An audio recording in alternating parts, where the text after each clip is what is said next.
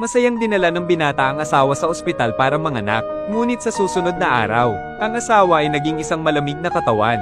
Nang iyangat ng asawa ang puting tarp, lahat ay bobo, dahil siya ay lubos na hindi makapaniwala. Ang manliligaw ko ay biglang namatay ng ganoon lang. Simula nang maghiwalay si Sahyun, masaya siyang namumuhay kasama si Songwon.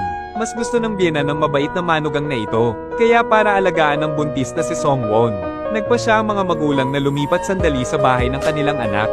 Sa makatuwid, pagkatapos ng hapunan, ang paglalakad sa bahay ay naging isang pang-araw-araw na bagay. Ito rin ang buhay na laging inaasahan ni Sahyun.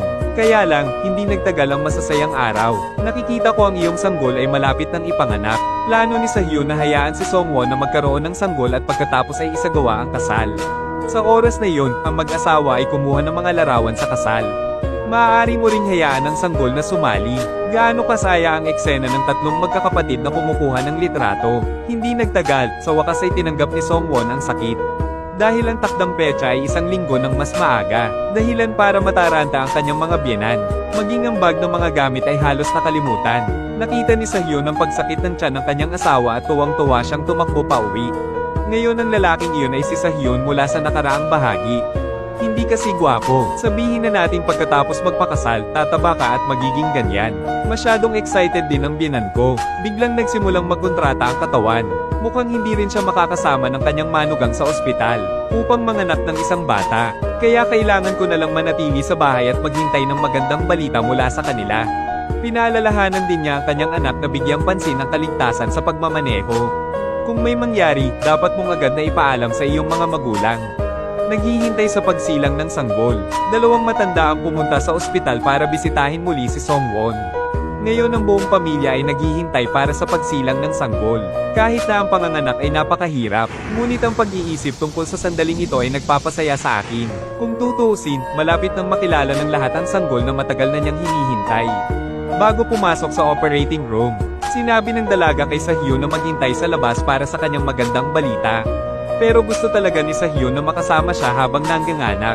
Ang doktor ang may pananagutan sa buntis. Pagkatapos ay sinabi niya sa kanyang pamilya na maghintay sa labas, kasi private place yun. Ang mga lalaki ay hindi maaaring payagang tumayo sa delivery room at mag-obserba. Kaya hindi nakayanan ni Sahyun na lumabas ng hospital room. Para bigyan pa ng lakas si Songwon, tumalikod siya para yakapin si Songwon. Mahal kita, tara na. Alam ni Sahyun na ang isang babaeng nangganganak ay parang naglalakad sa isang ghost gate. Hindi siya laging ligtas kasama si Songwon sa loob. Ngunit ang isang sulyap na ito, naging huling palem.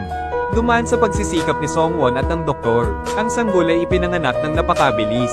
Narinig ni Sahyun sa labas ng pinto ang isang sanggol na umiiyak. Sobrang aliw din. Sa oras na ito, tumawag ang aking ama. Gustong magtanong kung kumusta ang sitwasyon. Pagkatapos ay inihayag ni Sahyun ang magandang balita na ipinanganak ang sanggol. Sabihin mo sa kanila, nang marinig ng aking mga magulang ang balita, tuwang-tuwa sila. Lalong nabalisa ang ama kaya tinawag niya ang kapatid ni Songwon. Sinabi rin sa balita na tiyak na aalagaan niyang mabuti si Songwon. Sabihin sa kanya upang makatiyak, binati ng doktor ang ina sa panganganak ng isang sanggol na lalaki. Tiningnan ni Songwon ang kaibig-ibig na sanggol sa kanyang mga bisig. Hindi ko napigil ang maluha, napakasaya pala ng pagiging ina, tulad ng paghahanda ng doktor na bigyan ng sanggol ng gatas ng ina. Sa pagkakataong ito, biglang nagkaroon ng hindi inaasahang pangyayari ang buntis. Ako, hindi makahinga? Paano ngayon? Para mabilis na bigyan ng first aid si Songwon. Nais ng doktor na hawakan ng sanggol sa kanyang mga bisig. Pero alam ni Songwon, ito na ang huling pagkikita ng mag-ina. Kahit malapit ng mamatay, tumanggi pa rin siyang bitawan. Hanggang sa mawalan ka ng hininga, hawak pa rin ng mahigpit ang kanyang anak, hinihintay na kunin ng doktor ang sanggol para bigyan ng paunang lunas si Songwon. Sa kasamaang palad, huli na ang lahat. Ang tunog sa makina ay nagpahayag na ang buntis na babae ay namatay. Walang alam ang mga kapamilya at naghihintay pa rin sila sa harap ng pinto ng delivery room. Naghihintay ng magandang balita sa loob. Nang lumabas ang doktor, agad namang tinanong ni Sahyun kung lalaki ba ito o babae. Ay lalaki ito. Congrats dad, congratulations din, natupad na rin ang pangarap mo. Dahil nag-aalala siya kay Songwon, tinanong ng bagong ina ang doktor tungkol sa kanyang kalagayan. Sabi ulit ng doktor, nagkaroon ng hindi inaasahang pangyayari si Songwon kaya pumanaw siya. Narinig ito ng mga miyembro ng pamilya. Makalipas ang kalahating araw ay walang sumasagot. Masayang sumasayaw pa rin ang mga tao kagabi. Bakit wala na ngayon? Hindi makapaniwala si Sahyun. Dumiretso sa delivery room. Naging bangkay na ang babaeng mahal niya. Kaya nang iyangat ng lalaki ang puting tarp, tuluyan na itong bumagsak. Isang oras na ang nakalipas ay nag-uudyok siya sa kanya. Hindi ko inaasahan na mangganganak lang ako. Nawalan na sana ng buhay si Songwon. Dahil walang paraan para tanggapin ang katotohanan ito, sinabihan ni Sahyun ng doktor na mabilis na magsagawa ng pangunang lunas para sa kanya. Inakala niyang mainit pa ang katawan nito. Ang kamatayan ay hindi maaaring ideklara ng ganoon. Nakikiusap ako sa'yo, kung mayroon kang amniotic fluid embolism, hindi mo ito may iligtas. Amniotic fluid embolism. Ang amniotic fluid ay dumaloy sa aking mga ugat. Wala akong pakialam. Kung mayroon kang oras upang pag-usapan ng mga bagay na ito, mas mahusay na mabilis na gawin ang kanyang operasyon. Anong ginagawa niyo? Kami ay mga tauhan ng morgue. Hindi pa siya patay, bakit siya hilahin sa ganoong lugar? Hindi maisip ng lalaking ito kahit sa kanyang panaginip. Kakapanganak lang ni Mrs. sa ospital. Naging isang masa ng mga bangkay. Ang biglaang balitang ito ay nagpadurog sa puso ng asawa. Sa pagkakataong ito ay hinailan ng lalaki ang kamay ng doktor. Nakiusap sa kanya na iligtas ang kanyang asawa. Ngunit ang sabi ng doktor ay hindi na ito mailigtas. Gayunpaman, ang amniotic fluid embolism, hindi na kayang iligtas ang buhay ng ina. Yung makita mo yung taong mahal mo na idineklara mong patay ng ganon. Nalungkot si Sahyun at patuloy na tinatawag ang kanyang pangalan. Akala pa niya natutulog lang ang asawa niya. Nakita ng doktor doon ang eksenang ito. Hindi napigilan ang kanilang mga luha. Dahil hindi umaasa ang lahat na totoo ito. Nalaman ng biyenan ang pagkamatay ng kanyang manugang. Nahimatay din on the spot. Hintayin mong magising ang matanda. Hindi pa rin matanggap ang katotohanan ito. Hanggang sa makarating silang dalawa sa delivery room. Kinumpirma lang ito. Oh Diyos ko, ang aking manugang. Bilisan mo at mag-isip ng paraan. Oh my God, bakit nangyari ito? Hindi pa tinatawag ng manugang ang pangalan ng sanggol. Kaya pala hindi ako makapikit, dahil umalis si Songwon na labis na nagpalungkot sa buong pamilya.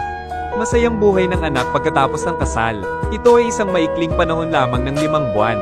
Diyos ko, hindi mo sinasadyang naalis ang manugang natin ng ganoon? Ngayon nakikita ko ang isang magandang sanggol. Gaano ka dapat maging masaya, ngunit nang makita ng buong pamilya ang sanggol. Sa sobrang lungkot ko napaluha ako, sa hindi inaasahan, isang bagong buhay ang dumating. Kinuha ang buhay ng ina ng bata. Tignan mo yung bata, kung titingnan mo ang 5 pandama, malalaman mo na sila ang laman at dugo ng ating pamilya. Ano ang dapat kong gawin, aking kaawa-awang sanggol? Ngayon ang 2 matatandang tao ay higit na nagmamahal sa kanilang mga apo. Sa sandaling ipanganak ang sanggol, nawala ang kanyang ina. Kaawa-awa ang bata. Ang sabi ng ama kahit na ang bata ay walang pagmamahal ng kanyang ina. Ngunit ang lolo at lola ay parehong magiging taga-suporta. Sa paglaki pa lang ng bata, nawalan siya ng kasama ng kanyang ina. Bukod dito, ang ikalawang kalahati ng buhay ni Sahyun ay nangangailangan din ng isang asawa. Kaya agad naalala ng ama ang kanyang naunang manugang. Ipinapalagay na si Hae-ryung ang ina ng sanggol, ay isang napakahusay na pagpipilian.